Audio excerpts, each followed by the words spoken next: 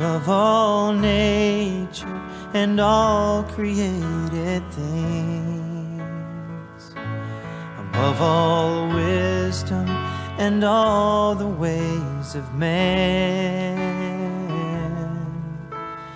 You were here before the world began. Above all kingdoms, above all thrones, above all wonders the world has ever known, above all wealth and treasures of the earth, there's no way to measure what you're worth.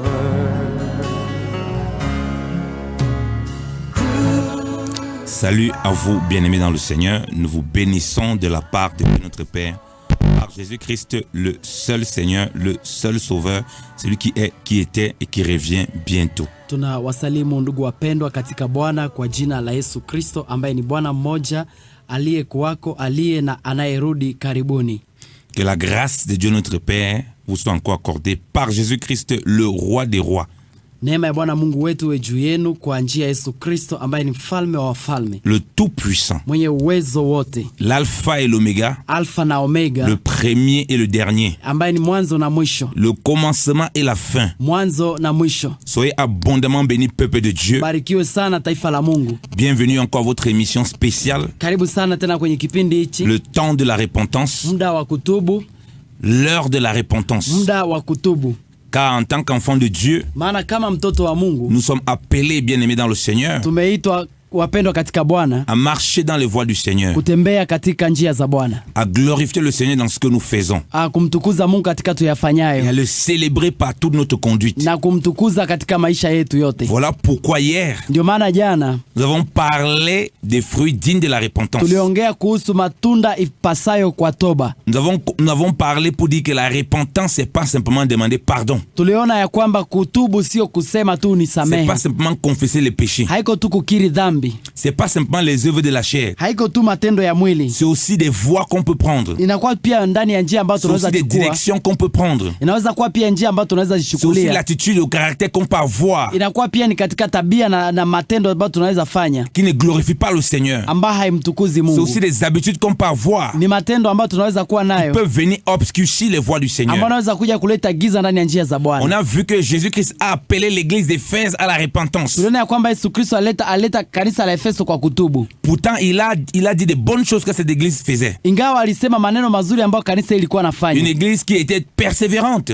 Hii kanisa ambayo ilikuwa na uvumilivu mkubwa, qui persévérait dans la vérité, ambayo ilikuwa na dumu katika qui avait ukweli. le discernement des faux prophètes, des faux apôtres. Walikuwa pia na kuchunguza hata wabaya na wazuri manabii. Donc, il y avait beaucoup de choses qu'elle comprenait. Walikuwa na mambo mengi walikuwa nayaelewa. Mais Lakini qui avait abandonné le premier amour. waliacha upendo ya kwanza. Il a demandé à cette église de se repentir. Waliomba hiyo kanisa watubu. En d'autres termes, de revenir à son premier amour. Kwa njia nyingine warudie katika upendo wa kwanza. Voilà pourquoi on a dit que la repentance, Ndio maana tulisema ya kwamba kutubu c'est pas simplement je suis désolé. haiko kusema tu niko ole, ni Tu ne ole. peux pas dire à quelqu'un je suis désolé, Huwezi ambia mtu ya kwamba nimekuwa na mais ole, tu t'installes continuellement à l'offenser. lakini baadaye unaendelea kumkosea. À un moment, il va plus écouter ce que tu dis. Mara mingi haizi sikia wenyewe Il peut unasema. croire que tu fais exprès. Ataona ya kwamba unafanya tu ya kufanyilia. C'est pourquoi on a dit que la repentance nous amène un changement radical d'attitude. Ndio maana tunasema kutubu inatupatia kubadilika kabisa. Et ça, c'est très important. Na hiyo ndio jambo la maana sana. Nous avons expliqué hier par rapport aux questions que les bien-aimés posaient. Tulikuwa naeleza kuhusu swali ambao ndugu walikuwa Nous le wakiuliza. répétons encore. Tunayarudilia Le tena. commencement de l'évangile, Mwanzo ya injili c'est la repentance. ni kutubu kwanza. Et dans notre marche avec le Seigneur, Na katika mwendo yetu ya kutembea na Mungu, on est appelé à se repentir tunahitaji kutubu si on fait des choses qui ne l'honorent pas. kama tunapofanya mambo yasiyompendeza. Si on fait des choses qui ne sont pas conformes à sa volonté. Kama mtu anafanya mambo yasiyompendeza Mungu. Si on prend des directions qui ne sont pas les directions que Dieu nous a données. Kama mtu anaenda ndani ya njia ambayo Mungu hakumpatia. Ou si on vit dans les œuvres de la chair. Ama kama mtu anaishi ndani ya matendo ya mwili. Mais pour ça, il faut s'examiner. Kwa hiyo nafaa kujichunguza. Pour savoir si on est toujours en train de marcher avec le ili Seigneur. kujua kama kweli unatembea ndani ya njia za Bwana, Pour savoir si ce qu'on fait est agréable au Seigneur. ili kujua kama nayo afanye na mpendeza Mungu. C'est là où nous parlons des fruits de la repentance. Ndio maana tunasema kuhusu matunda ya toba. Et on a expliqué donc un véritable prophète. Tulisema kuhusu nabii wa kweli ni Il nani. vient conduire le peuple à la repentance. Yana kuja kuongoza taifa ndani ya kutubu. Il ramène le peuple à marcher dans la droiture de Dieu. Analeta taifa kutembea ndani ya njia ya Mungu. Il n'est pas là pour balancer des prophéties seulement. Haleti tu unabii tu, hapana. Il vient faire sortir le peuple de son confort. Lakini anakia toa taifa ndani ya mazingira sawa wenyewe wako Le ndani. confort de la routine du péché. Ndani ya mazingira sawa ndiko ya dhambi. Le confort de la routine de la façon de faire de ses habitudes. Ndani ya mazingira ya kufanya matendo katika hali za maisha ya kuzoea. Le confort de la tradition qu'on a installée dans l'église. Ndani ya mazingira ya asili nyambeweka ndani ya kanisa. L'église a beaucoup à se repentir. Kanisa inafaa kutubu sana. Parce que l'église a trop copié le monde. Maana kanisa imeiga sana dunia. Parce que parfois on copie trop le monde dans notre marche en tant qu'enfant de Dieu. Maana katika Ukristo wetu mara mingi tunaiga dunia. Où on ne sait même plus si on est enfant de Dieu ou bien si on est enfant du monde. Amba mtu hawezi jua tena kama ni mtoto wa Mungu ama ni wa dunia. Donc on a besoin de se détourner Tunahitaji sana kujibadilika de ces kutoka mauvaises voies. na hiyo njia mbaya. Lorsque Dieu veut visiter son peuple, Wakati Mungu anataka kukaribia taifa lake, parfois beaucoup de choses arrivent dans notre marche mara mingi vitu mingi vinafika kwenye mwenendo wetu parce que nous avons abandonné Dieu dans nos pratiques. kwa sababu tumeacha Mungu ndani ya matendo yetu. Un moment dont il nous livre Mara mingi anatutoa aux Madianites. kwa wa Midiani. C'est-à-dire qu'il nous livre à l'ennemi. Kwa inamaanisha anatutoa kwa maadui. Même si on te fait n'importe quelle délivrance, Hata kama wanakufanyia ufungulivu mara mingi ça ne ngapi, va pas t'aider. haitakusaidia. C'est Dieu lui-même qui t'a livré. Ni Mungu yeye pekee amekutoa Et kule. le prophète dont le serviteur de Dieu qui va venir, Na mtumishi mwenyewe atakuja, il va pas faire comme ces charlatans. hatafanya kama wale Pour wajinga passer le temps à te faire des délivrances. ili kukufanyia kila saa Pour passer miujiza. le temps à te dire que non, ton problème c'est qu'il faut que tu donnes une offrande, il faut que tu fasses tel moment de prière, tu fasses tel jeûne. Non. Na hata kuambia kwamba nafaa utoe sadaka fulani ama fanya mafungo fulani, hapana. Le messager de Dieu, Mjumbe wa Mungu il va venir te ramener d'abord à Dieu. atakuleta kwanza kwa Mungu, Parce qu'il va te révéler que ton problème, maana atakufunulia kwanza shida c'est parce yako que tu as abandonné ton premier amour. ni kwamba uliacha upendo yako ya kwanza. Regardez ce que la parole de Dieu dit. Tuangalie jinsi neno la Mungu Ah, linasema. merci Saint-Esprit. Asante Roho wa On va Bwana. lire Juge. Tutasoma kitabu cha Waamuzi, Juge chapitre 6. Waamuzi sura ya 6. Regardez ce que la Bible dit. Juge chapitre 6 à partir du verset 1.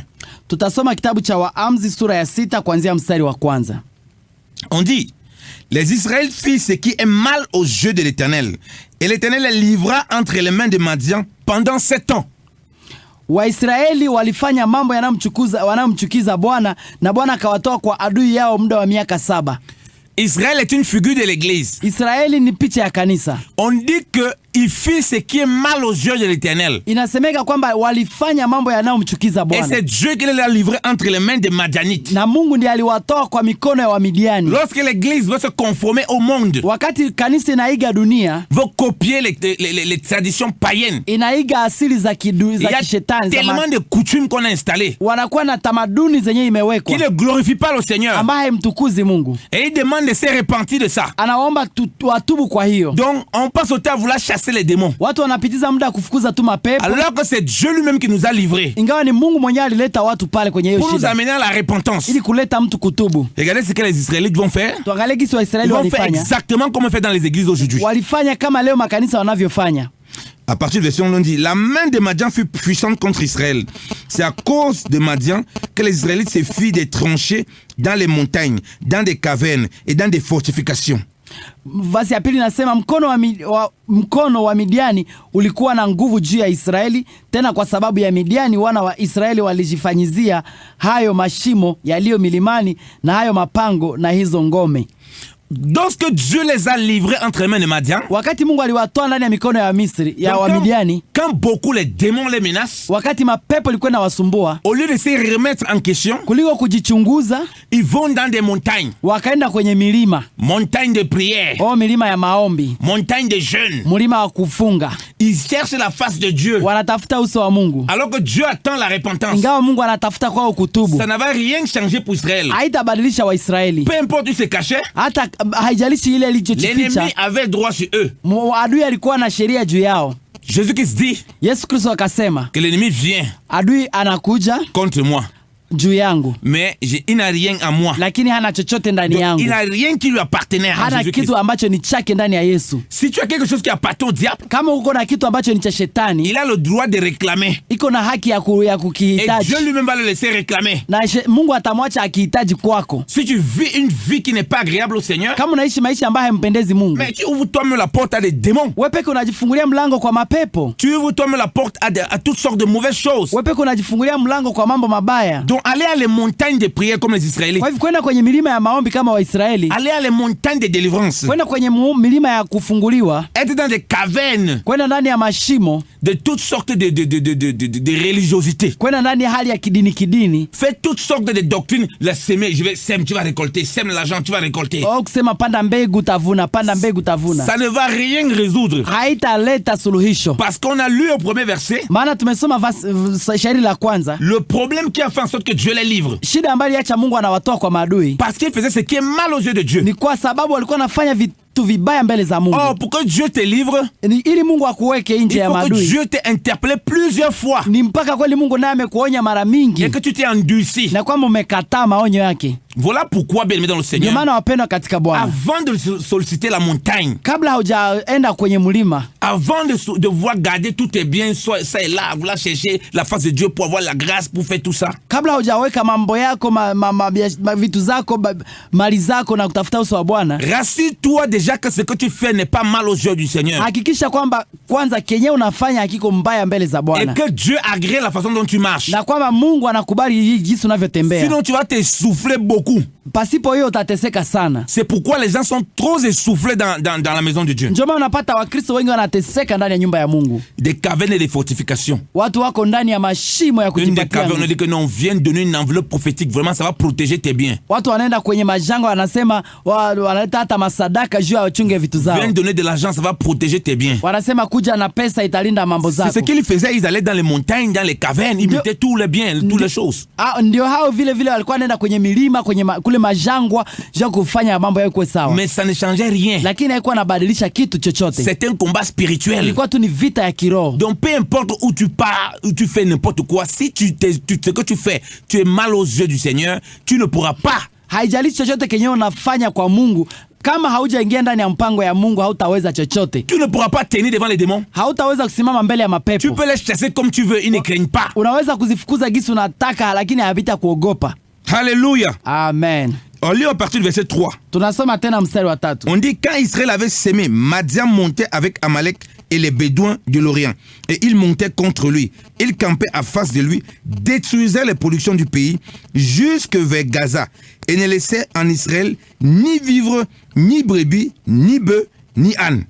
Basi ikawa hapo Israeli walipokuwa wamepanda mashamba, Wamidiani wakakwea na Waamaleki na hao wana wa mashariki wakakwea juu yao, wakapanga marango juu yao na kuyaharibu yao hayo maagano yao ya nchi, hata ufikapo Gaza, wala hawakuacha katika Israeli riziki ziwazo zote, kondoo wala ngombe wala punda.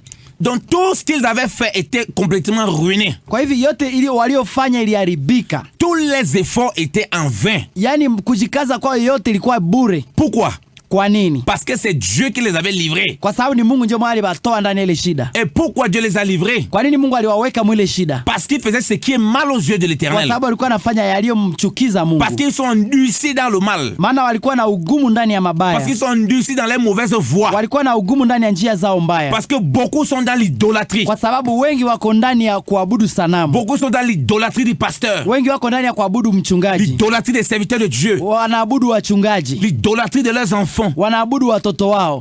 L'idolâtrie de leur maison. Wanaabudu nyumba zao. L'idolâtrie de leurs biens. Wanaabudu vitu zao. Et puis ils sont étonnés na wanashangaa que malgré tous les biens là, kwamba hata kama wako na vitu leur zao, vie spirituelle est toujours attaquée et ruinée. maisha yao ya kiroho iko na vita kubwa na imeharibika. Parce qu'il n'y a pas la repentance. Kwa sababu hakuna kutubu ya kweli. Or, pour avoir la repentance, Unajua kukuwa na kutubu ya kweli, il fallait que le peuple inafaa taifa retourne à Dieu warudilie Mungu pour que Dieu leur montre ce qui ne va pas. ili Mungu aoneshe kile kisichoendelea. C'est pourquoi à l'église, Ndio maana kanisani, quand quelqu'un passe un problème, kama mtu anapitia shida, il y a une situation, kuna hali il fulani, faut d'abord qu'il retourne à Dieu inafaa kwanza amrudilie pour Mungu savoir si c'est une épreuve que Dieu lui met devant lui ili kujua kama ni shida ambayo Mungu analeta mbele yake, ou c'est quelque chose qu'il a fait qui est désagréable à Dieu. ama ni kama alikosea Mungu. On ne peut pas dire, ah oui, tu as un problème. Non, c'est forcément l'ennemi qui t'attaque et on ne sait pas pourquoi l'ennemi t'attaque. Wewe sema hani kuna shida, mara moja nikuseme ni adui amenipiga vita, na haiko hata adui. Il peut t'attaquer parce que ce que tu fais n'est plus agréable à Dieu. Shetani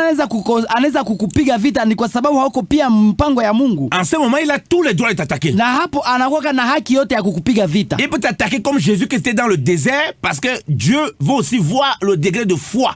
Ndio anaweza kukupiga vita pia kama Yesu ndani ya jangwa, ili aweze kuona aweze kuona uwezo ya imani yako Et ta consécration à Dieu. na gisi unavyojitoa kwa Donc Mungu. voilà pourquoi nous disons que pour avoir une véritable repentance, il faut s'examiner. Ndio maana tulisema kama unahitaji kuwa na kutubu ya kweli, nafaa kujichunguza Les kwanza. persécutions arrivent. Majaribu mengi Il y a yanakuja. les persécutions qui sont dues au fait qu'on a mal marché. Kuna majaribu mengine inapata mtu kwa sababu alienda vibaya. On a pris des voies qui ne sont pas celles que Dieu attend. Mtu alienda ndani ya njia zenye Mungu hataki, Il y a les persécutions qui viennent du fait qu'on marche dans la vérité. na inafanya mtu anatembea ndani ya kweli. Mais la seule façon de comprendre ces choses, c'est de s'examiner Ili uweze kuelewa mambo haya ni mpaka ujichunguze auprès du Seigneur. mbele za Bwana. Seigneur, voilà telle chose que j'ai vue. Bwana, tazama mambo ambayo nayaishi. Si je suis l'occasion de chute ou bien j'ai causé quelque chose, Seigneur, révèle-moi. Kama mie njo nimekosea, basi Mungu nifunulie. C'est en fonction de ça que tu peux produire des fruits dignes de la repentance. Kwa hiyo njia njo unaweza zaa matunda ya kutubu. Mais si les choses arrivent, tu crois forcément que toi tu fais bien. C'est les gens qui te veulent seulement du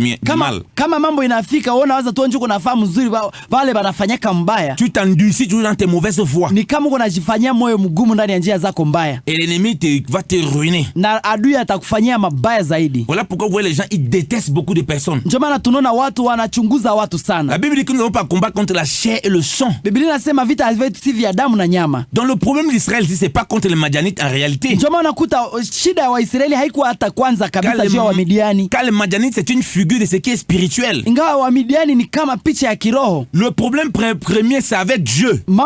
Shida ya kwanza ni shida na Mungu. Donc notre problème, lorsque nous faisons n'importe quoi et qu'on voit les gens commencent subitement à se comporter mal envers nous et qu'on voit que les gens nous persécutent, c'est parce qu'on a un problème d'abord avec Dieu. Wakati unapoona hizi vita za wanadamu wanakupiga vita, watu wanakusema vibaya, na wewe chunguza, inaweza kuwa shida yako ni uko na probleme kwanza na Mungu. Si jamais on ne marche pas correctement, kama hautembei vizuri na Mungu, si on marche correctement, ukitembea vizuri na Mungu, on va rendre gloire à Dieu utamtukuza Mungu de ce que nous sommes persécutés. Ya kwamba asante Bwana kwa majaribu. Parce qu'on sait que le Seigneur va se glorifier dans cela. Kwa sababu najua Mungu atashitukuza mwa majaribu. Mais si on ne s'examine pas, lakini usipochunguza, on croit que tout ce qu'on fait Dieu agrée. Unaweza fikiria mpaka kiasi kwamba yote unayofanya Mungu anaikubali. On tombe dans l'orgueil. Unaangukia ndani ya kiburi. Et on ne produit pas de fruits dignes de la repentance. Na hauzai matunda yanayofaa kwa toba. Parce qu'on ne sait même pas de quoi on doit se repentir. Maana hujui hata kama unafaa kutubu kwa nini. Et on continue à s'endurcir. Na unaendelea kuwa mgumu. On cherche ces démons, ils reviennent. Unaona mapepo endelea kurudi. On croit que c'est nos prochains qui ont les problèmes, qui ont les problèmes contre nous. Unafikiri ya kwamba ni majirani ndio biko nakupiga vita. Notre combat n'est pas contre la chair et le sang. Vita vyetu si vya damu na nyama. Si tu vois quelqu'un subitement à côté de toi, subitement il commence à te détester. Ukiona mbele yako mtu mara moja ni kama kuna kujaribu. Subitement il commence à te persécuter.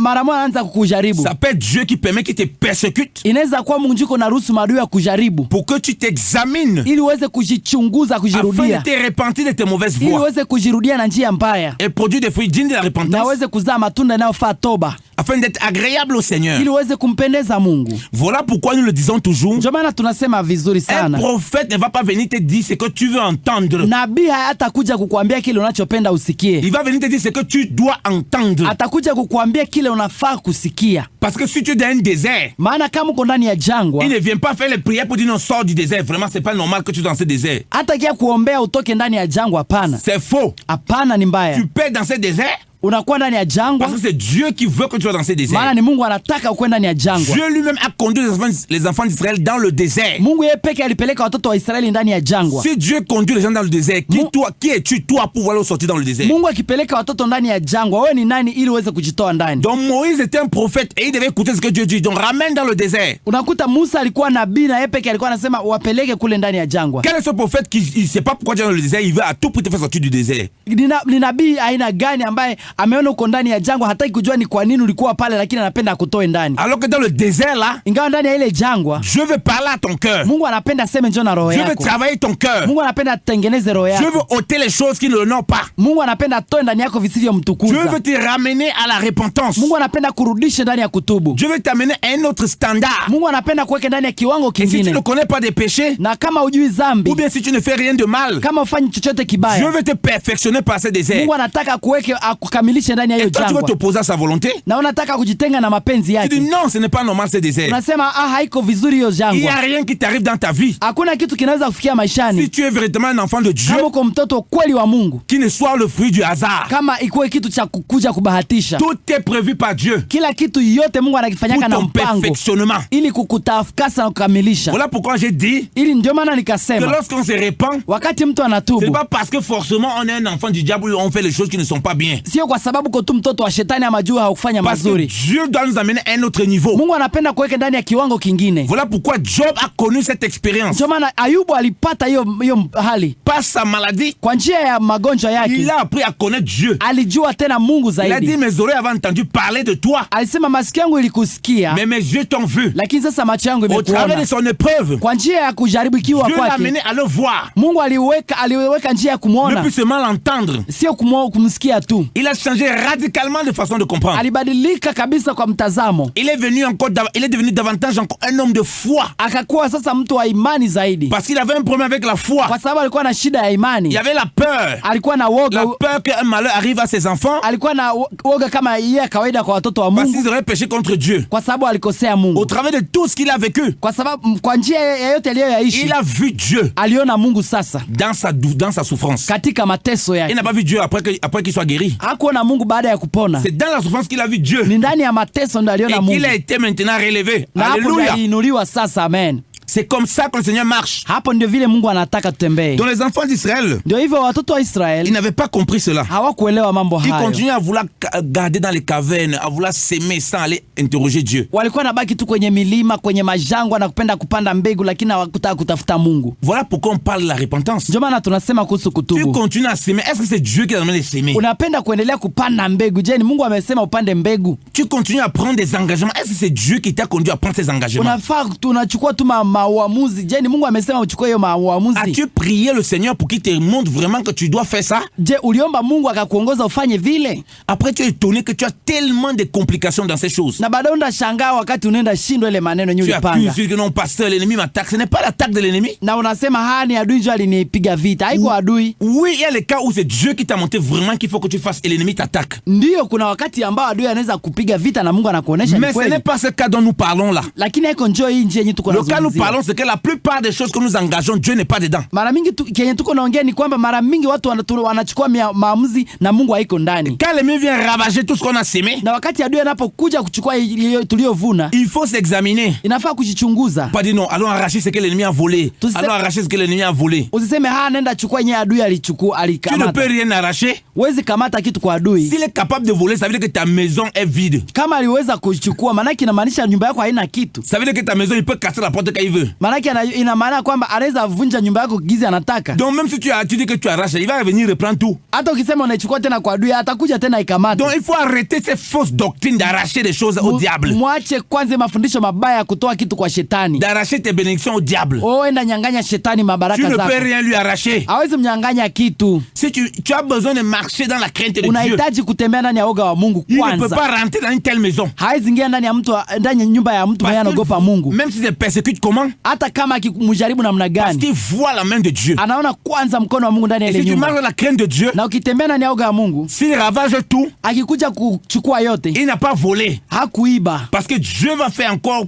susciter plein de choses au nom de Jésus. Maana Mungu ataleta mengi zaidi kwa jina la Au Yesu. travers du ravage qu'il va faire, Kwa njia ya kuchukua Dieu yoyote, va te montrer ce que c'est que la foi et la confiance en Dieu. Mungu atakuonesha gisi imani na kuwaka na tumaini kwa Mungu. Donc il ne faut pas pervertir les voies du Seigneur. Ndio maana tusibadilishe njia za Mungu. Alléluia. Amen. On lit le verset 4. Tunasoma shairi la 4. Non, à partir du verset 5. Tunasoma mstari wa 5. Quand ils montaient avec leurs troupeaux et leurs tentes, ils arrivaient comme une multitude de sauterelles. Et ils étaient innombrables, eux et leurs chameaux. Et ils venaient dans le pays pour le ravager. Kwa maana walikwea na ngombe zao na hema zao, wakaja mfano wa nzinge kwa wingi. Wao na ngamia zao pia walikuwa hawana hesabu, nao waliingia katika hiyo nchi ili kuiharibu. Donc c'était un combat déjà, avec ces personnes, on voit que c'était un combat déjà perdu d'avance pour Israël. Mnaelewa kwamba ilikuwa vita ambao Israeli walikuwa wameipoteza. La parole de Dieu nous dit que nous sommes plus que vainqueurs par Jésus-Christ. Biblia inasema ya kwamba sisi ni zaidi ya washindi kwa njia ya Yesu Kristo. Mais là, ils ne sont pas plus que vainqueurs. Lakini hapa walikuwa hawakuwa washindi. Ils sont plus que vaincus. Walikuwa zaidi ya wakushindwa par les Madianites. Kwa njia ya Wamidiani. Donc lorsque tu marches dans la marche avec Dieu, ukitembea na Mungu, et qu'à un moment tu ne t'examines plus, na kama unafika kiwango cha kutokuwa naanza jichunguza, tu continues à vivre comme tu veux, unaanza ishi jinsi unavyotaka, les démons là, ils ont autorité. Mapepo ile itakuwa na uwezo. Tu ne peux pas les vaincre. Hawezi kuishinda. Ils sont innombrables comme on voit là. Ni wengi sana. Ils sont innombrables. Ni wengi sana. Voilà pourquoi tu as l'impression que ta vie c'est impossible. Ndio maana unaona kama Ukristo wako kuna ugumu kabisa. Tu passes au temps à répéter je suis plus que vainqueur en Jésus, mais ils sont tous terrassés. Unaendelea kukiri kwa mimi ni zaidi ya mshindi na shetani kuna kumaliza. Parce que être plus vainqueur en Christ ne s'accomplit uniquement que si tu demeures dans les voies du Seigneur. Maana kukuwa zaidi ya mshindi katika Bwana inafanyaka kazi wakati uko na dumu ndani ya Bwana. Une voiture est faite pour rouler sur la route, non? Gari inatembea juu ya barabara. Si la voiture sort de la route, la voiture va faire les tonneaux. Gari kitoka kwa barabara itaenda anguka. Donc ce n'est pas parce qu'ils étaient enfants d'Israël. Sio kwa sababu ni watoto wa Israeli. Et que Dieu avait dit que le pays où le lait coule, où coule le lait et le miel. Ndio maana Mungu akasema kwenye nchi ya asali na maziwa. Le lait, le miel là. Asali na ile maziwa. Ils ne pouvaient pas bénéficier de ça. Hawawezi kuipata. S'ils n'étaient pas dans la crainte de Dieu. Kama biko ndani ya woga wa Bwana. S'ils refusaient de se repentir. Wakikataa kutubu. Alors qu'ils passaient le temps à prier. Ingawa walikuwa wanafanya maombi sana. Fait toutes sortes d'incantations. Walikuwa wanafanya kila kitu cha kiroho. Comme on voit à l'église, les gens font toutes sortes d'incantations. Ndio maana napata kanisani watu wanafanya vyote za kiroho. Les prières sont des incantations. Wanafanya maombi na kuimba. Ils prient seulement pour leur propre bien. Wanaomba tu juu ya mambo yao. Ils prient seulement pour acquérir des choses. Wanaomba tu juu ya kupata vitu. Mais ils ne prient pas pour craindre Dieu. Lakini hawaombi ili waogope Mungu. Ils ne prient pas pour rester dans les voies du Seigneur. Hawaombi ili wabaki ndani ya njia za Bwana. Ils ne prient pas pour s'examiner chaque jour. Hawaombi ili wajichunguze kila siku. Ils ne prient pas pour rentrer dans la volonté du Père. Hawaombi ili warudie ndani ya mapenzi ya Baba. Et ne produisant pas ainsi des fruits de la digne de la repentance. Hawazai matunda yanayofaa toba. On est étonné maintenant que les Madianites sont en train de nous dominer. Na wanashangaa sasa Wamidiani wameanza kuwatawala. On a du mal à s'en sortir. Na wanashindwa kujitoa ndani. Et on commence à accuser tout et n'importe quoi. Na wanaanza kushtaki kila mahali. Mais regardez ce qui se passe. Lakini tuangalie kinachopitika hapo. L'Écriture dit ceci. Maandiko yanasema hivi. Verset 6. Kwa mstari ule wa 6. Israël fut très appauvri par Madian et les Israélites criaient à l'Éternel. Lorsque les Israélites criaient à l'Éternel au sujet de Madian, l'Éternel envoya un prophète. Alléluia. Amen. Israeli walitweza sana kwa sababu ya Wamidiani, nao wana wa Israeli wakamlilia Bwana. Kisha ikawa hapo wana wa Israeli walipomlilia Bwana kwa sababu ya Midiani, Bwana akamtuma nabii. Donc Israël fut très appauvri. Waisraeli wakakuwa maskini sana. Pourquoi? Kwa nini? Parce qu'ils n'avaient pas compris que tout ce qu'ils faisaient était mal à Dieu. Maana hawakuelewa kwamba kile wanachofanya kiko kinyume na Mungu. Était mal devant les yeux du Seigneur. Ilikuwa mbaya mbele za macho ya Bwana. Ils ne marchaient pas dans les voies du Seigneur. Hawakutembea ndani ya njia za Bwana. Voilà pourquoi il dit que tous les biens que tu peux avoir, si tu ne marches pas devant le Seigneur, tu es pauvre et nu. Ndio maana unasikia Biblia inasema usipotembea ndani ya njia za Bwana wewe ni maskini na mtupu. Comme l'église de Laodicée. Kama kanisa la Laodikia. Pauvre, nu, misérable. Mkiwa mtupu na mwenye ole. Aveugle. Kipofu. Là maintenant ils ont compris. Hapo sasa wakaelewa. Que ce ne peut pas être par leur propre force. Kwamba sio kwa uwezo wao. Ce n'est pas parce qu'ils gardent dans les montagnes, c'est-à-dire qu'ils partent à les retraites de montagnes. Sio kwa sababu wanaenda ndani ya kufunga na kwenda kwenye milima. La montagne de jeûne et tout ça. Oh, kufunga leo tuko ndani ya kufunga. Qui sont dans les cavernes, dans les réunions de prière. Wanaenda ndani ya majangwa magoma kule na maombi. Qui passent au temps à chasser des démons ça et là. Wanatafuta tu kutafuta kufukuza mapepo kuna kule. Ils ont compris que c'était pas ça.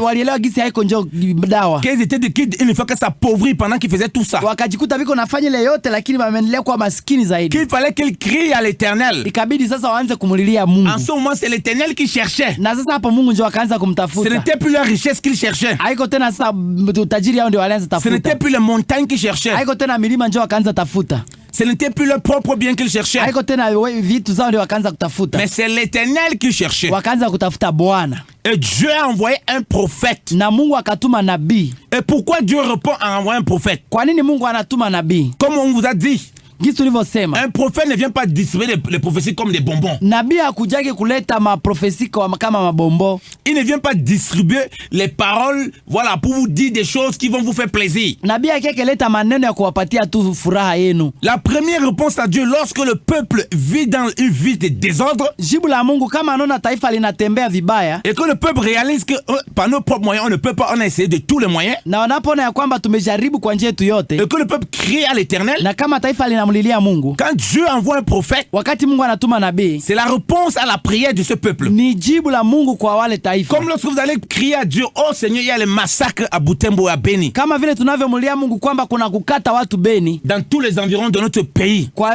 kwa mfano, kwa nafasi ya mashariki ya C'est nchi, que Dieu va vous répondre. kile ambacho Mungu Il atawajibu, va vous envoyer un messager, un prophète, atawatumia nabii mjumbe. pour vous dire quoi? Ili kuambia nini? Pour vous amener à la repentance. Ili kuwaleta kwenye Pour kutubu, vous rappeler que c'est parce que vous avez abandonné le Seigneur. ili kuwaelewesha ya kwamba ni kwa sababu mliacha Voilà Mungu. pourquoi nous avons rappelé dans Luc chapitre 13 quand le Seigneur a dit Ndio maana tunasema katika Luka ya 13 gisi Bwana alisema ce que Pilate avait mêlé le sang, kwamba Pilato aliweza kuua watu, qui n'était pas plus pécheur que ceux qui étaient en vie. sio kwamba wale waliokufa na waliouawa na Pilato walikuwa wenye dhambi kuliko wale walioishi. Ceux qui avaient été malheureux de la tour de Siloé, Wale ambao waliangukiwa na mnara wa ils Siloamu n'étaient pas plus grands pécheurs que ceux de sio Jérusalem. kwamba walikuwa wabaya kuliko wenye walio Yerusalemu, Et que la même chose devait les arriver s'ils ne se repentaient pas. na kwamba mambo hayo itafikia Yerusalemu kama wasipotubu. Donc le prophète est la réponse à la prière. Kwa hivi nabii ni jibu kwa Celui maombi, qui crie à l'Éternel kwa mtu anayelilia Mungu, parce qu'il se rend compte qu'il est pauvre, misérable, nu, aveugle. kwa sababu anajua kwamba hapa sasa nimeharibika mimi. Qui Ni comprend que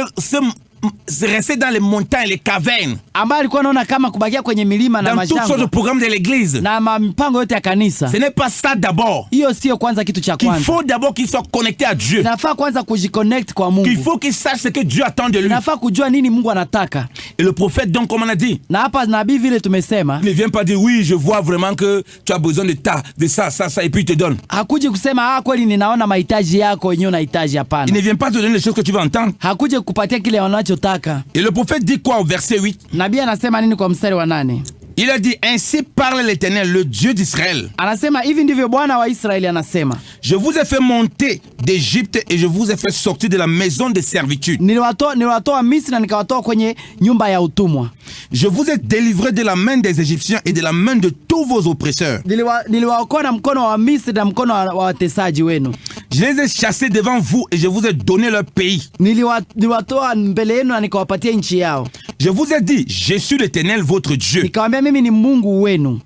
Vous ne craindrez pas les dieux des Amoréens, Msiogope Mungu wa Amoreani dans lesquels vous habitez, ambao mnakaa ndani, mais vous n'avez pas écouté ma voix. lakini hamkusikia sauti yangu. Alléluia. Amen. Donc le prophète est venu rappeler au peuple Kwa hivi nabii akakuja kukumbusha taifa que ce qui les arrivait là, kwamba hiyo ambayo c'est inawafikia parce qu'ils avaient abandonné ni l'Éternel. kwa sababu walimwacha Bwana. Donc le prophète, Kwa hivi nabii son but principal, lengo lake kabisa c'est de te maintenir dans les voies du Seigneur. ni kumleta mtu ndani ya njia za Bwana, C'est pour te montrer à quel point tu as abandonné les voies du Seigneur. kuonesha mara ngapi umeacha njia za Bwana, Pour te reconnecter à ton Dieu. ili kurudia tena kuungana na Pour te Mungu, faire passer à la repentance. ili kukuleta ndani ya kutubu Et produire des fruits dignes de la na repentance. kuleta ili uweze kuzaa matunda Ça yanayofaa veut dire toba. quoi? Inamaanisha nini? Le peuple avait commencé à s'adonner aux dieux étrangers. Taifa ilianza kujipeana kwa miungu ya kigeni. Puisque Dieu a dit que vous ne devez pas craindre les dieux étrangers. Gisi Mungu alisema msiogope miungu ya kigeni. Ils ont commencé à installer les dieux étrangers dans leur fonctionnement. Lakini sasa wakaanza weka miungu mingine ndani ya maisha yao. Voilà pourquoi beaucoup de chrétiens ont installé Mammon dans l'église. Ndio unapata leo Wakristo wengi wameweka Mammon, Le dieu de la richesse. Mungu pesa ndani ya Ils aiment la kanisa. richesse plus que Dieu. Wamependa maisha ya kutajirika kupita Mungu. Dieu n'est qu'un prétexte. Mungu amekuwa sawa kitu cha pili tu. Les dieux des Amoréens. Mungu wa Ils aiment Amori. le monde plus que Dieu. Wamependa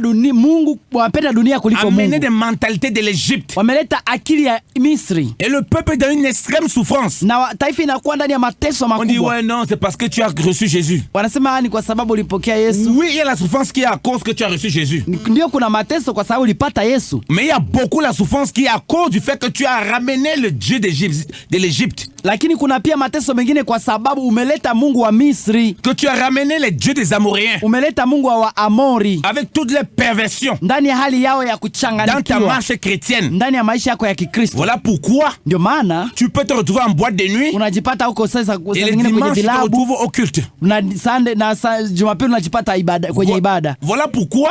Ndio maana tu peux faire toutes sortes de mauvaises pratiques. Unaweza kufanya kila kitu kibaya. Ben tu viens toujours à l'assemblée. Lakini unakuja tena kanisani. Comme les enfants d'Israël. Kama watoto tu wa Israeli. Parce que tu as peur des dieux étrangers. Kwa sababu unaogopa Mungu comme certains disent. Gisi wengine wanasema. Non, on peut aimer Jésus, on aime aussi nos coutumes et nos traditions. Hein. Unasema ndio tunaweza penda Yesu lakini pia tuko na asili yetu. Que c'est le même Dieu. Gisi ni Mungu mmoja. Du coup, on fait comme ce peuple. Na hapo tunafanya kama wale. On mélange les dieux de l'Égypte. Tunaweka Mungu wa Misri. On oublie que Dieu nous avait délivrés de l'Égypte. Tunasahau ya kwamba Mungu alitokoa na ile Misri. On mélange les dieux des Amoréens. Tunaweka Mungu wa Amori. On oublie que Dieu nous a délivrés dans la main de toute l'oppression de l'ennemi. Tunasahau ya kwamba Mungu alitokoa na ile mateso ya adui. On est étonné après que les œuvres de la chair nous dominent. Na tunashangaa sasa matendo ya mwili ndio natutawala. On est étonné après que personne ne parvient à progresser dans notre marche. Tunasahau ya kwamba sasa unaanza shangaa gisi mtu anashindwa kuendelea ndani ya kuendelea. On tourne en rond.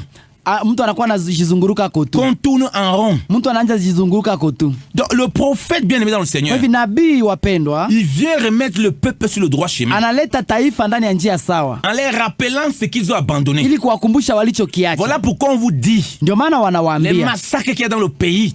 Kuna kukatakata watu ambao ndani ya. C'est d'abord là pour nous amener à la repentance. Kitu cha kwanza ni kutuleta kutubu. Pour retourner à Dieu. Ili kumrudilia Mungu. Pour se repentir sincèrement. Ili kutubu kweli kweli. Pour crier à Dieu. Ili kumulilia Mungu. Comme ce peuple a crié à Dieu. Bisi taifa ilimulilia Mungu. Pour demander pardon à Dieu. Ili kuomba Mungu msamaha. Pour changer de mentalité. Ili kubadilisha mtazamo. Pour changer de direction. Ili kubadilisha njia. Le prophète a rappelé comment Dieu nous avait délivrés. Nabii aliwakumbusha gisi Mungu alivyookoa. La parole prophétique vient nous rappeler que nous avons été délivrés. Neno la unabii linakuja kukuonesha gisi uliokolewa. Ne devenons plus esclaves de l'Égypte. Usikuwe tena mtumwa wa Misri kwenye uliokolewa. Afin de nous faire sortir.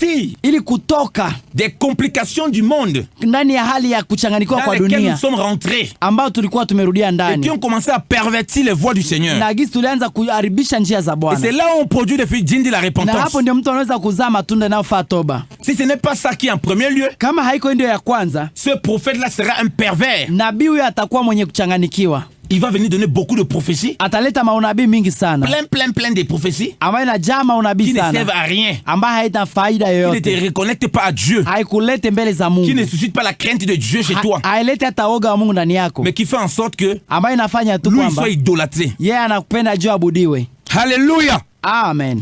Peuple de Dieu. Taifa la Mungu. Repentons-nous et préparons les voies du Seigneur. Tutengeneze na tutengeneze njia za Bwana. Aplanissons les sentiers du grand roi. Tuyanyoshe mapito ya mfalme wa ajabu. Jésus revient bientôt. Bwana Yesu Kristo anarudi karibuni. Il revient prendre une église. Anakuja kuchukua kanisa sans tache. Ambalo halina uchafu wote. Ni ride. Halina mawaa yote. Ni rien de semblable. Ambalo haliwezi kufananishwa na chochote. Regardez le prophète comme Moïse. Tuangalie nabii kama Musa. Dieu l'a appelé. Mungu alimuita. Il fait sortir le peuple. Alikuja kuondoa taifa de l'Égypte ndani ya Misri à la terre promise. Kwa nchi ya ahadi. D'un prophète. Nabii il aide le peuple anakuja kusaidia taifa sortir des voies de l'Égypte kutoka ndani ya njia ya Misri pour la terre promise. Ili kuleta ndani ya nchi ya ahadi. Enseigne, wakati anapofundisha c'est pour recadrer le peuple. Ni kuleta taifa ndani ya taratibu. Parce qu'en tant que brebis du Seigneur, maana kama kondoo ya Bwana, de temps en temps on peut un peu s'écarter. Mara mingi mtu anaweza pungukiwa. Même les serviteurs sont des brebis. Hata watumishi pia ni kondoo. Voilà pourquoi lorsque le prophète parle, ndio maana nabii akisema, il ne considère pas qui est ancien, qui n'est pas ancien. Haangalie nani ndio pastor na nani si pastor. Si l'ancien s'écarte du droit chemin, kama wazee pastor anajitenga na njia mbaya, le prophète le fait ramener sur le droit chemin parce que c'est son devoir. Nabii kazi yake ni kurudisha wale wachungaji pia ndani ya njia nzuri. Donc son enseignement, son instruction, kwa hivi mafundisho yake, c'est veiller à ce que le peuple soit gardé sur le droit. Ni kukesha ili taifa likuwe ndani ya njia nzuri. Sur le droit chemin. Ndani ya njia sawa. En se détournant ili kwa kujitenga des choses qui va l'amener dans la distraction. Na mambo yanayoweza kumletea kuchanganikiwa. Voilà pourquoi un prophète, ndio maana nabii, il ne se balance pas les prophéties à tout à travers. Aletaki manabii za kuwachanganisha watu. Il vient établir la rigueur. Analeta kukesha na umakini. Dans la marche d'un enfant de Dieu. Ndani ya maisha mtoto wa Mungu. Un pasteur va venir prêcher l'amour du Seigneur, va venir montrer comment Dieu est bon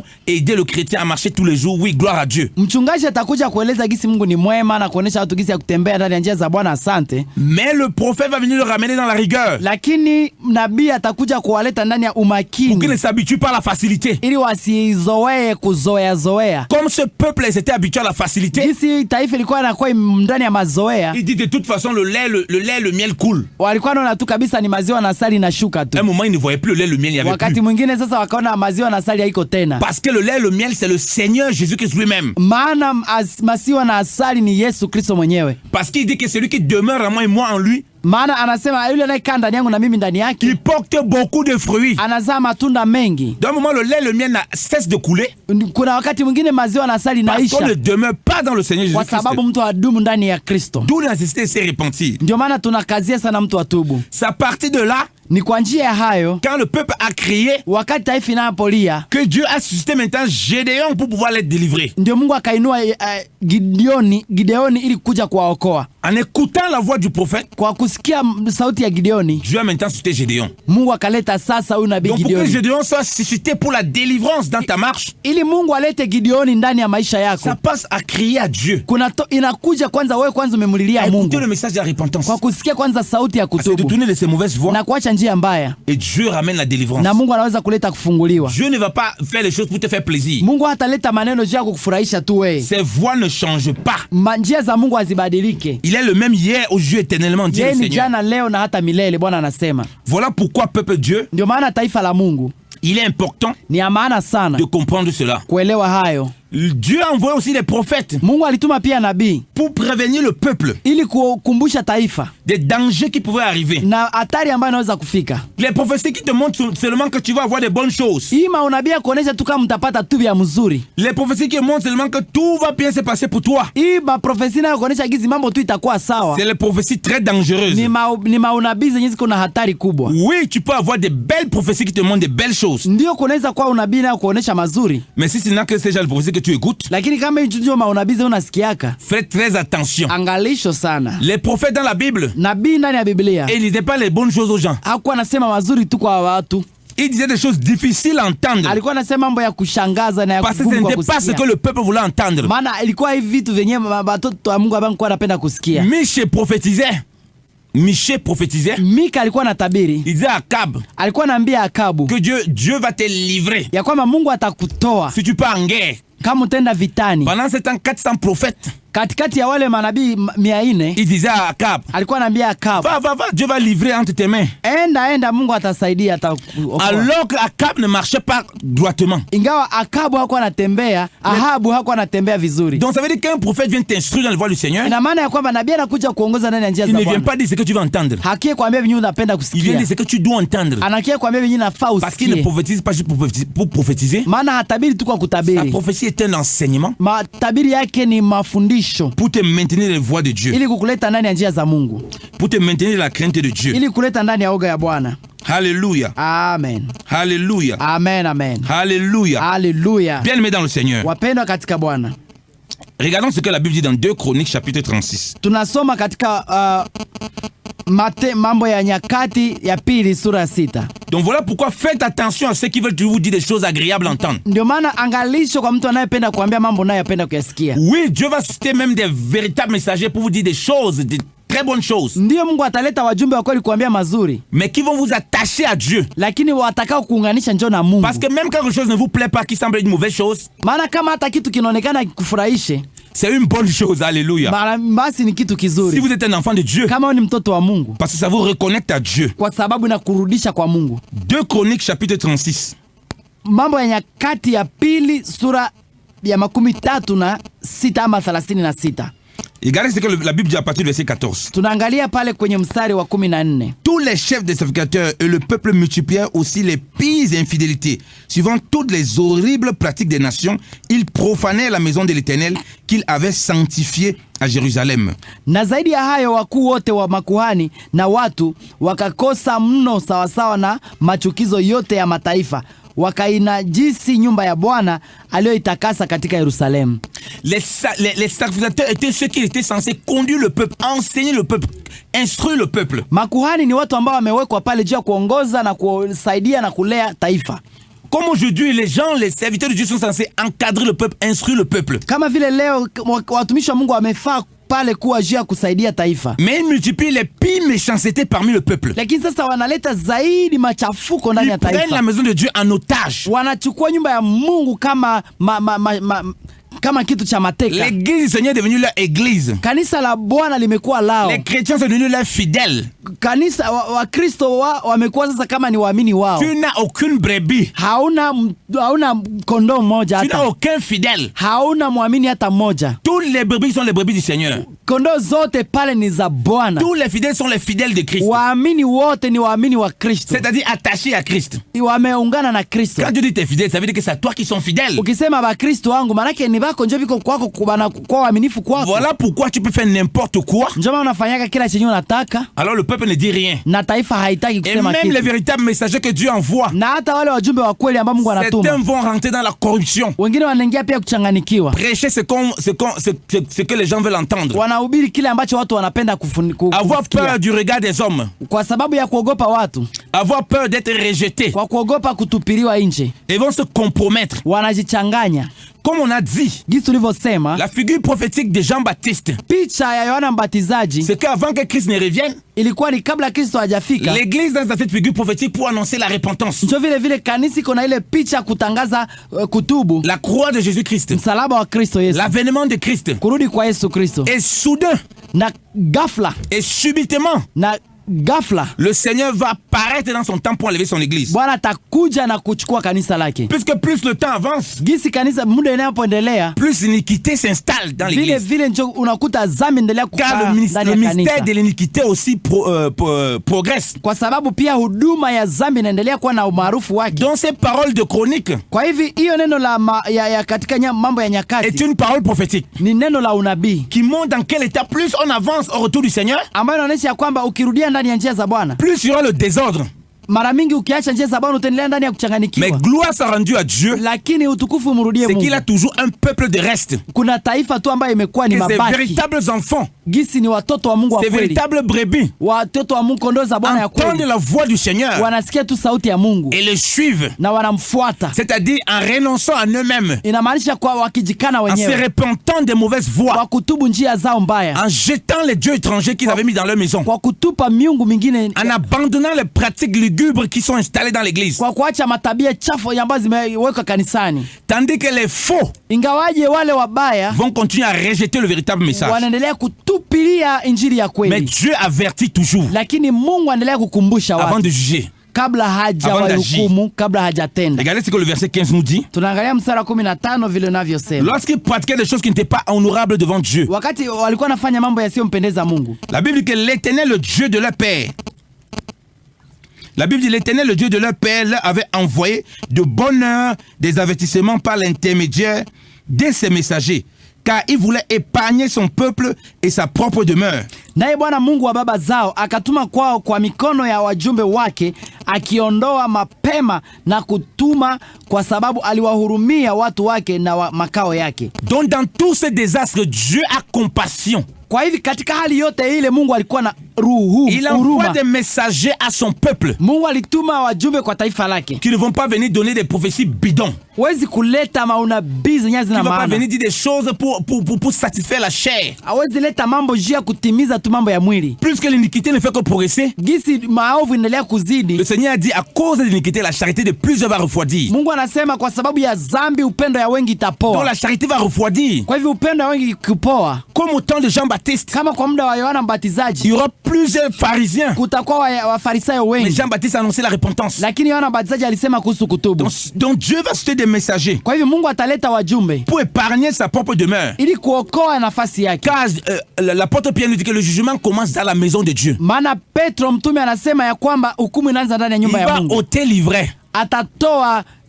Atatoa magugu, Il va ôter les scandales, atatoa kisichofaa, la fausseté et la modernité qu'on veut ramener dans l'église. hii kidunia ambayo tunaleta kanisani, La perversion de l'évangile. hii kuchanganya injili. Il va ôter tout cela. Atatoa yale yote. Donc il envoie, il veut épargner sa propre demeure. Kwa hivi anaokoa tu nafasi yake. Regardez le verset 6. Tunaangalia mstari wa 6. Mais il se moquait des messagers de Dieu. Il méprisait ses paroles et raillait et se raillait de ses prophètes jusqu'à ce que la fureur de l'Éternel contre son peuple montait et soit sans remède. Verset 16. C'est bon, oui, verset 16. Mstari 16, lakini walidhihaki wajumbe wa Mungu na kuwadharau maneno yao na kuwacheka manabii wake, hata ilipozidi ghadhabu ya Bwana juu ya watu wake, hata kusiwe na kuponya. On voit aujourd'hui à l'église, les gens se moquent des messagers de Dieu. Tunaangalia ndani ya kanisa watu wanachukia watumishi wa Mungu. Ils se moquent de ses prophètes. Wanachukia manabii wa Mungu. Ils cherchent la richesse et la gloire. Wanatafuta tu utajiri na utukufu. Quand Dieu les prévient, attention. Wakati Mungu anapowaambia angalisho. Vous avez commencé à être idolâtre des biens de ce monde. Mumeanza kuabudu hizi vitu za dunia. Vous avez plus aimé l'argent que Dieu. Mumependa sana pesa kuliko Mungu. Dieu a rendu certains parmi vous très riches même. Mungu amefanya wengine wenu matajiri. Mais ces richesses sont devenues votre Dieu. Lakini sasa ile utajiri imekuwa miungu zenu. Vous avez installé des pratiques horribles parmi le peuple. Mumeweka matendo mabaya kwenye taifa. Vous commencez à vendre l'huile d'onction, soit disant d'onction dans l'église. Mumeanza kuuzisha mafuta za upako makanisa. Vous commencez à vendre les prières dans l'église. Watu wameanza uzisha maombi ndani ya kanisa. On ne prie pas pour une brebis s'il ne paye pas la dîme. Mtu hataombewa vizuri kama hatoake fungu la 10. Des pratiques horribles. Leo inakuwa ni matendo ya kushangaza. Des pratiques démoniaques. Matendo ya kimashetani. Et lorsque Dieu envoie des messagers, na wakati Mungu anapotuma wajumbe, on dit que le peuple se moquait. Biblia inasema taifa wakachukia. Et ils méprisaient les paroles de Dieu. Wakazarau neno la Mungu. Parce que le peuple, kwa sababu taifa, accomplissait la parole. Ilikuwa natimiza neno. De 2 Timothée chapitre 4. Ya Timotheo wa pili sura 4. Quelques-uns se sont détournés de la vérité. Wengi wao wamejitenga na imani na njia ya kweli. Et se sont attachés aux fables. Na wamejiunga na mambo maovu. Parce qu'ils ont la démangeaison d'entendre des choses agréables. Kwa sababu wanakuwashwa kwa masikio kusikia maneno mazuri. Et se sont donnés des prophètes. Na wamejipatia walimu wengi. Des docteurs. Walimu wengi. Des pasteurs. Manabii na enseignants. Na wachungaji. Des apôtres. Na mitume. Des évangélistes. Na wainjilisti. Selon leur propre désir. Kulingana na tamaa zao. Ili waambiwe maneno wanayofurahia. Mais Dieu dit. Lakini Mungu unasema. Quand sa fureur s'élève. Wakati ghadhabu yake itakapoinuka. Il n'y a plus de remède. Hakutakuwa msaada yoyote. Ça veut dire quoi? Ina maana gani? Le temps est accompli. Muda umefika wapendwa. S'il n'y a pas une véritable repentance. Kama hakutakuwa kutubu kwa kweli. Il n'y aura pas de remède pour te guérir. Hakutakuwa msaada ili upone. Voilà pourquoi un moment. Ndio maana kuna muda. Les gens ils prient dans l'église. Ambao watu wanaomba kanisani. Beaucoup de choses. Wanaomba juu ya vitu nyingi. Il n'y a plus de remède. Lakini hakuna msaada. Parce que Dieu lui-même les a livrés. Kwa sababu Mungu mwenyewe amewatoa huko. La Bible dit. Ndio maana Biblia inasema. Par la bouche de Paul. Kwa njia ya Paulo. Dans 1 Corinthiens chapitre 11. Ndani ya Korinto wa kwanza sura 11. Ceux qui prenaient le repas du Seigneur. Ya kwamba wale waliokuwa wanachukua meza ya Bwana. Sans discernement. Bila kujichunguza. C'était le mort qui prenait. Ilikuwa ni kifo ndio wanachukua. Et ils déshonoraient le Seigneur. Na walikuwa na mdharau Bwana. La Bible dit. Biblia inasema. C'est à cause de ça. Ni kwa ajili ya hayo. Qu'il y avait beaucoup de morts. Ndio maana kulikuwa vifo vingi. Donc il n'y avait plus de remède pour les guérir. Ina maana ya kwamba hakuna msaada uliokuwa na waponya. Il y avait beaucoup de maladies. Kulikuwa magonjwa mengi. Que c'était dans des infirmités bizarres. Na kwa ni kwamba mtu alikuwa ndani ya kuchanganikiwa sana. Parce qu'il ne discernait pas le corps du Seigneur. Maana wale hawako wanachunguza sana mwili wa Bwana. Ils ne voulaient pas se repentir quand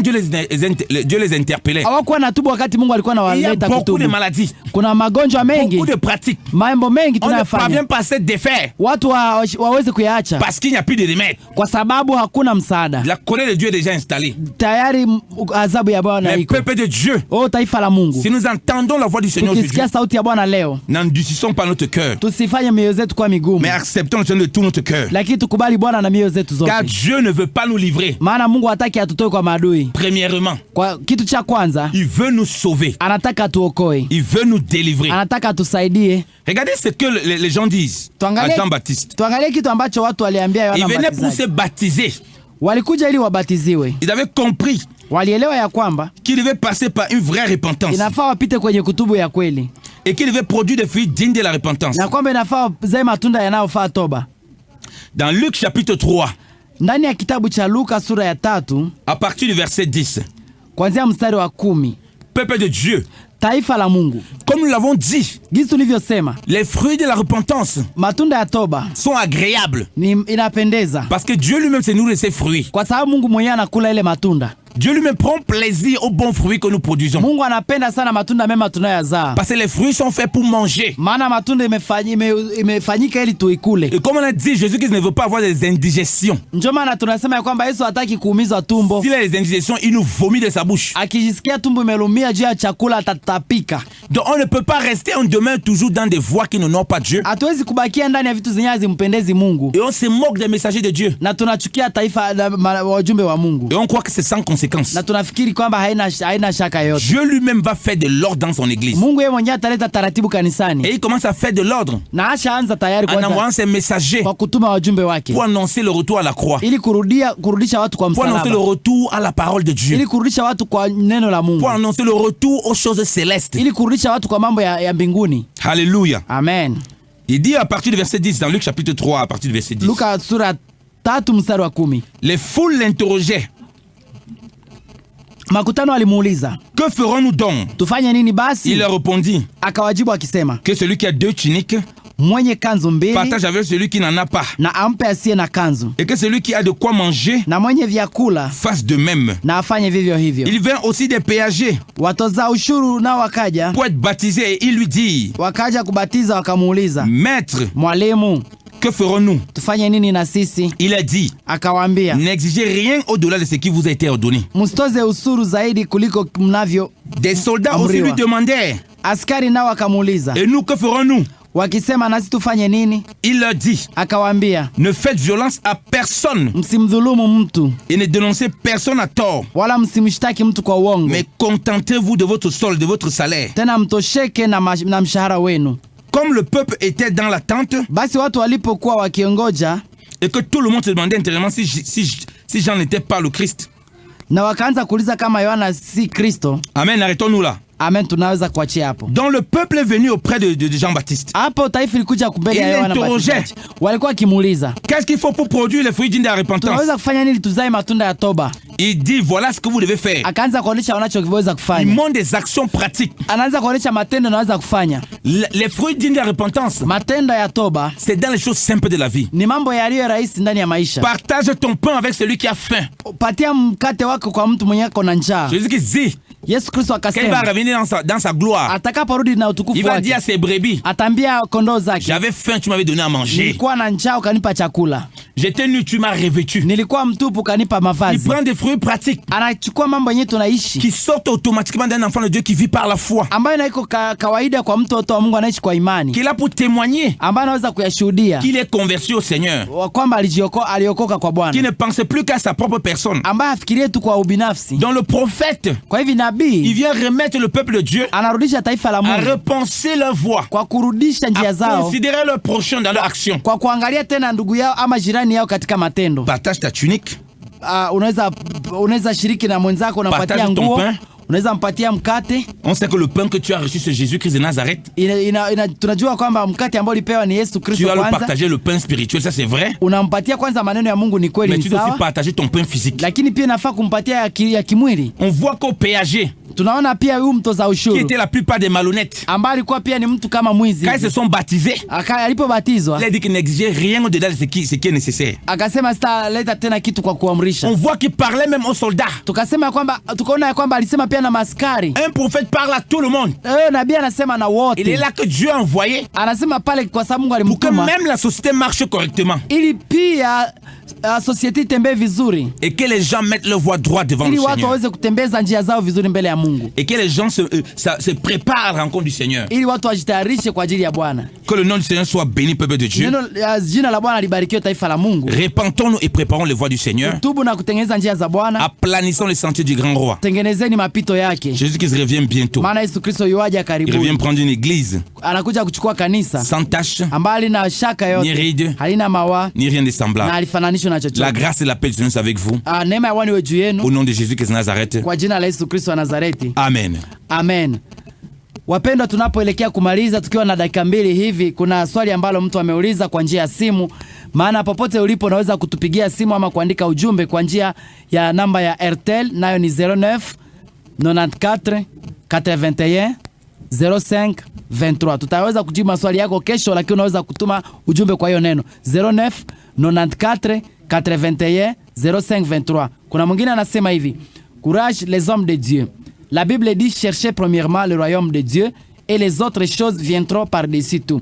Alors pourquoi les chrétiens envient la vie des païens? Et parfois les hommes de Dieu veulent visiter les païens riches pour qu'on leur donne le mouchoir de poche. Et pourquoi la vie des chrétiens n'enseigne pas le monde? Or, ils sont la lumière du monde. C'est Moïse Moussa.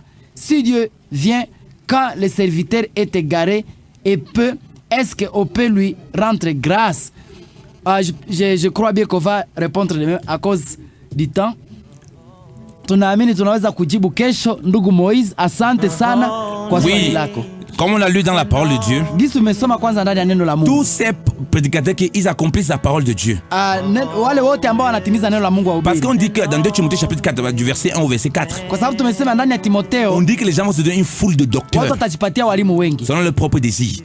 kulingana na gisi Mais le wanataka. temps arrive, Lakini muda umefika Dieu va faire la distinction entre ceux qui le servent et ceux qui ne le servent pas. ambao Mungu ataleta tofauti kati ya wanaomtumikia na Donc wasiomtumikia. voilà pourquoi Ndio maana nous wapendwa, prêchons la repentance. tunahubiri kuhusu kutubu. S'il y a des véritables serviteurs de Dieu Kama kuna watumishi wa kweli wa qui se Mungu sont égarés, ambao ils vont waliacha njia ya écouter la Mungu, voix de Dieu, ils vont se repentir. wanaacha njia hiyo mbaya na watubu. Ceux qui ne se repentent pas, Wale ambao hawatatubu c'est les enfants de la ni perdition. wale ambao tu alikuwa Il kupotea. ne faut pas se confier à eux.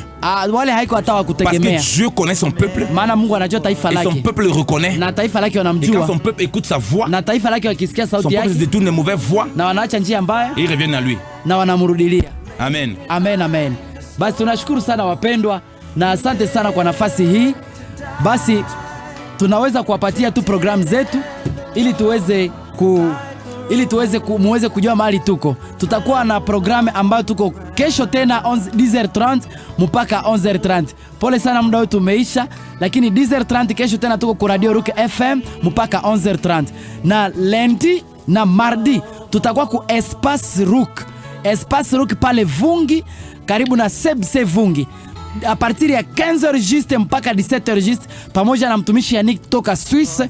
Na pia kuanzia jana deja tuko na conversion évangélique pale ku Aumônerie Protestante mu Avenue Bamate a côté ya Full Gospel, pembeni tu ya Full Gospel mu Avenue Bamate ku Aumônerie Protestante. Karibu sana, tuko pale na somo nzuri la marche par l'esprit, kuongozwa na Roho. Kuja upate maenseignement na upate tena kufurahishwa na ujue uweze kujua tena ni nini kuongozwa na Roho wa Mungu. Basi Mungu awabariki sana. Karibu Kenzer, tunakungoja kwa Aumônerie Protestante na Mungu awabariki sana. Amen. Amen. Amen. Above all wealth and treasures of the earth,